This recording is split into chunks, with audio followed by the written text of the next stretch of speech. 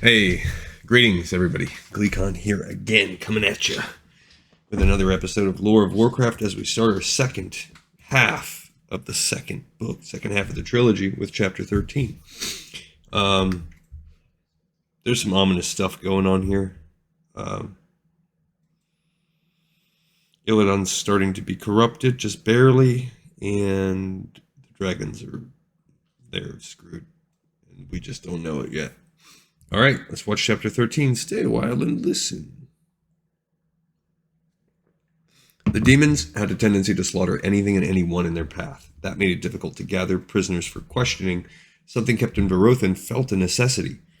He had finally convinced Archimon to send him a few, but the ones that arrived proved more a tangle of broken body parts than living creatures.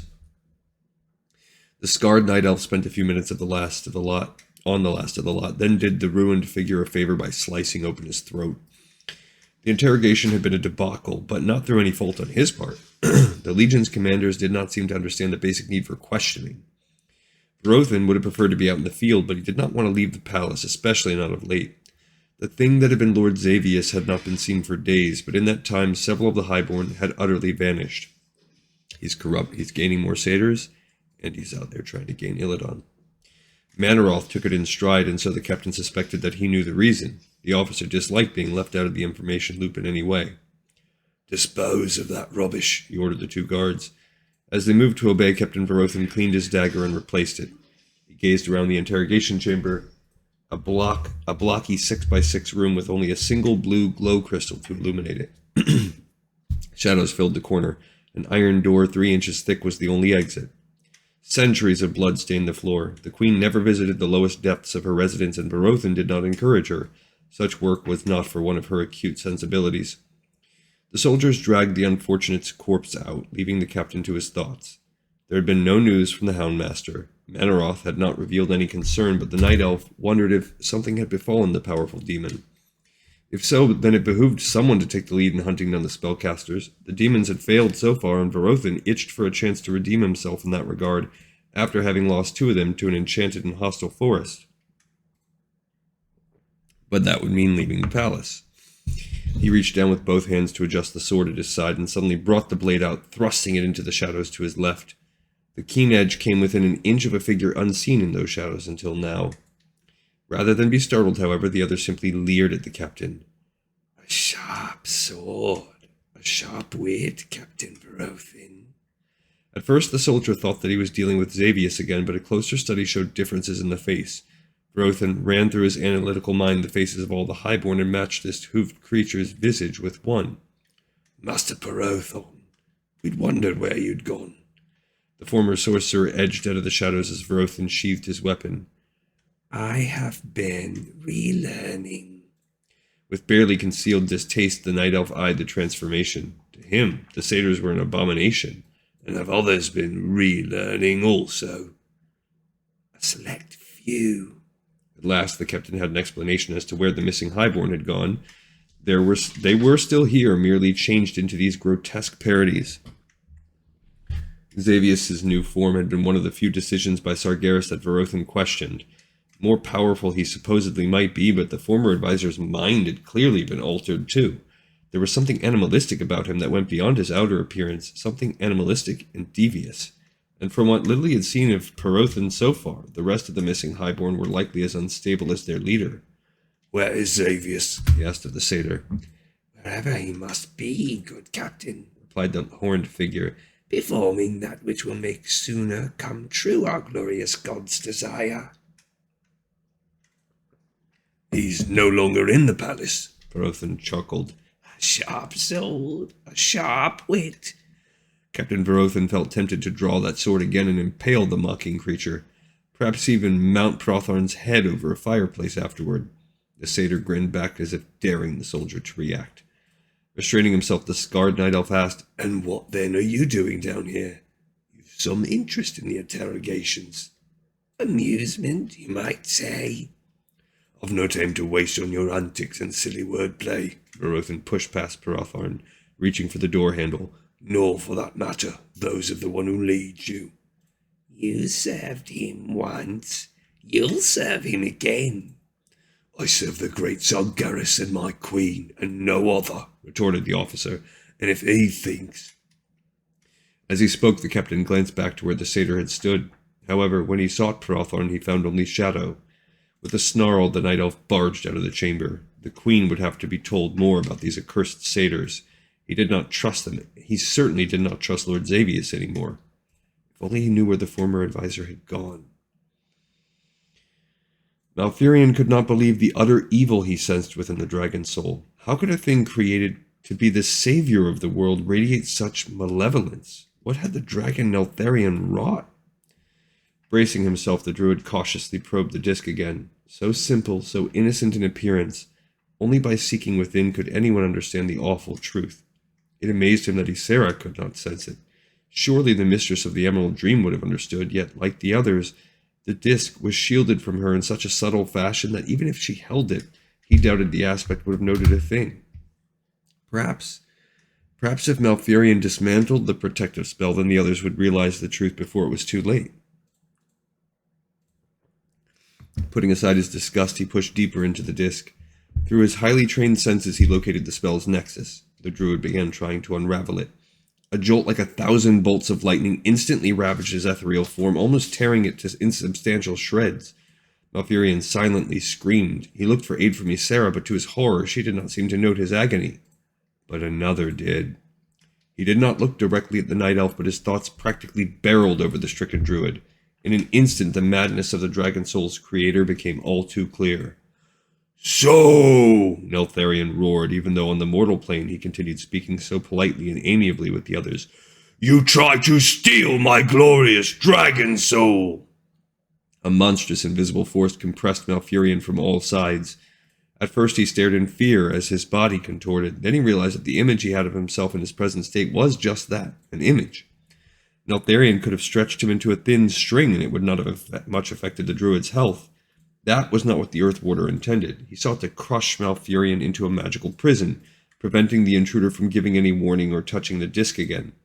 Stirred on by dread memories of his confinement at the hands of Lord Xavius, Malfurion managed to break free of the spell before it sealed. He immediately turned his focus to Ysera, hoping she would yet sense his danger. No! They will not interfere! Neltharion's mental presence was staggering. You will not betray all I have done! None of you will! With Ysera still ignorant of his danger, the druid did the only thing he could think of. He abandoned the chamber and the mortal plane, retreating into the solitude of the Emerald Dream. A calmness immediately surrounded him. He floated over the indistinct vision of the mountains where he had first contacted She of the Dreaming. Relieved, Malfurion tried to collect his thoughts. With a roar, a huge shadowy form sought to swallow him whole. Pulling back at the very last moment, the druid could not believe what had now happened. Neltharion had followed him into the dream realm. The dragon was even more terrible to behold here than in the mortal plane. His face was a distorted, diabolical caricature of its true self, every element of the evil with which the black had imbued the dragon soul evident in his jagged, disfigured countenance. Neltharion was twice as huge as in true life, and his sharp claws spread for miles. His wings alone shadowed the entire mountain chain. I will not surrender what is mine by right. Only I am fit to rule. You will tell no one. Neltharion exhaled. Green flames filled the Emerald Dream. Malfurion screamed as the fire engulfed his form. What the behemoth was doing should have been impossible. Not only had he invaded Ysera's domain without her evidently knowing, but now he sought to burn away the druid's intangible essence. Something that Cenarius had once taught him suddenly came to mind. Perception is deceptive, my student, Ishando had told him. What you think must be is not always the truth. In the world of which you are now part as a druid, perception can become whatever you think it. Not certain that he understood, but already nearly consumed, Malfurion denied the flames killing him. They could not exist as such here. They were, like his body and Neltharion's huge form, what he expected to be real, yet they were not. They were images, illusions. And so the fire could not burn so much as one false hair on his imaginary head. Both the agony and the flames vanished. Neltharion still remained, his face and form more distorted than ever. He eyed the tiny figure with some repugnance, as if he wondered how the druid had dared not to perish. Not certain how lucky he might be against whatever next the aspect might throw at him, Malfurion took the only route of escape remaining to him. He concentrated on his body, willing himself to return to it. The green-tinted mountains suddenly flew away from him. Malfurion, too, dwindled swiftly in the distance. The druid felt the closeness of his own body. "No!" came Neltharion's fearsome voice again. "I will have you!" Just as the night elf felt himself re-entering his mortal form, something struck him hard. With a grunt, Malfurion, still half asleep, fell back, his head hitting the hard rocky ground. The last vestiges of the emerald dream disappeared, and with their going ceased the angry roar of the black dragon. "Druid," called another, "Malfurion's storm raged. Can you hear me? Are you whole again?" He tried to focus on the new speaker. "Krasus." But when Malfurion first glanced at the mage's visage, he instantly tried to pull away. A dragon's monstrous face filled his view, the jaws opening to swallow him. "Malfurion!" The sharp cut of Krasus's voice sliced cleanly through his fear. The night elf's vision cleared, revealing not a dragon, but the determined pale countenance he had come to know well. Concern colored Krasus's expression. He helped Malfurion to a sitting position, handing him a water sack from which to drink. Only after the druid had satiated his thirst did Krasus ask him what had happened. "Did you reach She of the Dreaming?" "Yes, and I had to mention Cenarius more than once, as you hinted." The dragon mage allowed himself a brief, one-sided smile. "I had recalled some bit of knowledge Alexstrasza had once passed on to me. I thought that this far in the past the feelings would be stronger yet. So I was right to think that she and my Shando. Does it surprise you? Their spheres of influence cross in many ways. Kindred spirits are often drawn together regardless of their differing backgrounds." Malfurion did not press. "She agreed to bring me to where they were meeting." Krasus's eyes widened. "All 5 of the aspects?" "I saw only 4. Ysera, your Alexstrasza, a silver-blue dragon with a mirthful expression. Malygos. Now that one will change. And... Suddenly the night elf could not speak. The words teetered on the tip of his tongue, but they would not fall. The harder he tried, the more infantile the druid sounded. Sounds that made no sense whatsoever escaped him. Putting a hand on Malfurion's shoulder, Krasus nodded sadly. "I understand, I think. You cannot say more. There was another there." "Yes, another." It was all Malfurion could add, but he saw that Krasus did indeed understand. The night elf eyed his comrade in shock, realizing that the mage could no more speak of Neltharion than he could. At some point in the past, Krasus too had fallen afoul of the black behemoth, which meant that Krasus likely also knew of the dragon soul. They stared into each other's eyes, the silence communicating much of what their mouths could not. Small wonder that the dragon mage had been so adamant about reaching his people and discovering the truth. The ancients themselves had been betrayed by one of their own, and the only 2 who knew it could say nothing about it, not even to each other. "We must leave," muttered Krasus, helping him to his feet. "You may well imagine why." Malfurion could. Neltharion would not rest with leaving him alive. The spell had been a last effort before the druid had escaped the Emerald Dream, but the Black Dragon would not be satisfied. He was too near his goal. Likely only circumstance had saved Krasus earlier, but from what Malfurion had witnessed of the Black's madness, neither would be safe long. And although Neltharion would not dare act directly... "The Sentinels," he managed to gasp. "Aye, we may see them again. It would be good if we returned to the hippogriffs and departed." So the idiosyncrasies of the spell allowed them indirect communication, a small and fairly useless gift. They could hint to each other about their doom. Still weary, he had to rely on Krasus to help him walk. With effort, they made their way to where the animals waited impatiently. One of the hippogriffs squawked when he noticed the pair, causing the other to flap its wings in startlement. "Will they carry us the entire way back?" the mage asked Malfurion.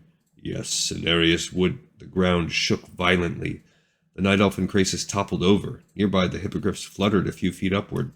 From beneath where the mounts had waited, a monstrous worm thrust its sightless head into the air. A wide crack at the tip of its head opened incredibly wide, revealing a round mouth with teeth lining the edges. With a savage rumble, the worm swallowed the slower of the 2 hippogriffs whole. "Run!" commanded Krasus. The duo scurried across the harsh landscape. Despite the meal it had just eaten, the worm turned in their direction. Again it rumbled, then burrowed back into the earth. "Separate, Malfurion! Separate!" No sooner had they gone in opposite directions than again the ground exploded and the horrific creature burst up. It snapped at the area around it, seeming frustrated that it found nothing to add to its earlier course. Although the worm had no visible eyes, it somehow sensed where Malfurion had gone. Its mammoth segmented body twisted toward him, the rounded mouth opening and closing hungrily. This could be no coincidence. Malfurion had surely sent this burrowing monstrosity after them. The dragon's paranoia had grown so terrible that now nothing was allowed to risk his dark desires. The worm darted forward, the smell of decay emanating from within its mouth nearly overwhelming the druid. Malfurion ran as fast as he could, even knowing that it would not be fast enough. But just before the worm reached him, something flew in its path. With a savage squawk, the surviving hippogriff ripped at the fleshy head with its talons. Its beak tore into the hide as it likely sought to avenge its mate. Rumbling ominously, the worm tried to bite its flying adversary. The hippogriff darted out of range, then dropped again in order to cut at the head. "Caelus Fortua!" shouted Krasus. Huge chunks of hard earth and rock, dug free by the worm's arrival, rose up into the sky and began battering the creature. The worm swung back and forth, trying to avoid the onslaught. Most of the rocks did little true damage, but Krasus' spell had clearly frustrated the beast. Taking a breath, the druid tried to aid in his own way. There were few plants in this mountainous region, but one nearby caught his attention. Apologizing to it, Malfurion plucked several barbs from its branches, then threw them at the huge predator. The wind carried the barbs along for him, thrusting them faster and faster toward their target. Malfurion concentrated, touching upon that which controlled the barbs' growth, and just before they struck, the thorny pieces swelled. They tripled in size, then tripled again. By the time they hit the worm, many were nearly as large as the druid himself. More important, they were also harder of hide, each of the needles facing the worm impacted with the force of a steel lance. Scores of thorns, more than a yard long, buried themselves in the monstrous body. This time the creature let out a roar. Green, sizzling pus flowed from its wounds, spilling onto the ground where it continued to burn. The barbs stuck wherever they had hit. The worm shook back and forth, but none would release. "Well done," exclaimed Krasus, seizing Malfurion by the arm and pulling him along. "Try to summon the remaining hippogriff."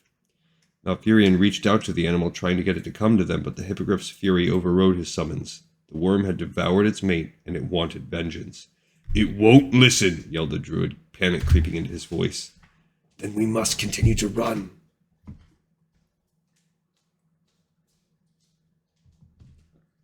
Still trying to shake off the savage barbs, the worm followed after them. It did not move quite as fast as before, but still fast enough to force the pair to their limits. The segmented glint slammed into the ground again, burrowing deep.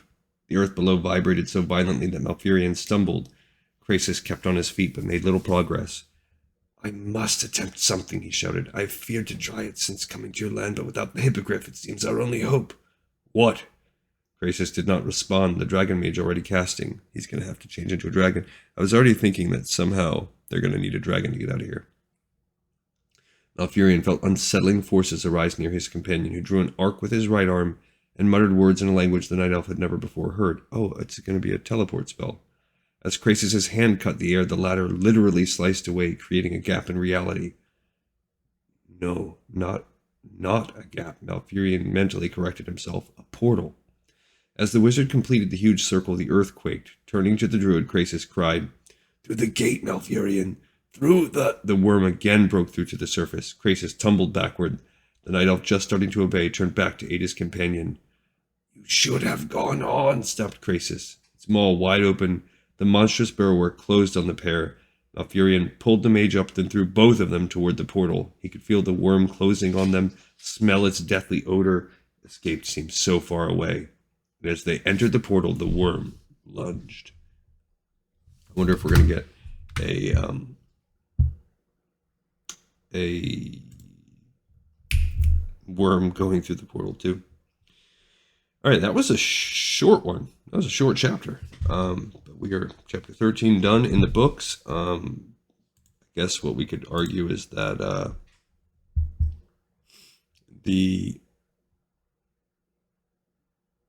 they pretty much have to give up. There's nothing they can do. There's no way they can help the dragon. So I wish we would stop making me read those lines, especially with my voice the way it is. Stop. All right, guys. I thank you as always for listening. We got another episode in the pipes, 5x5, and I will see you on the next episode of Lore of Warcraft.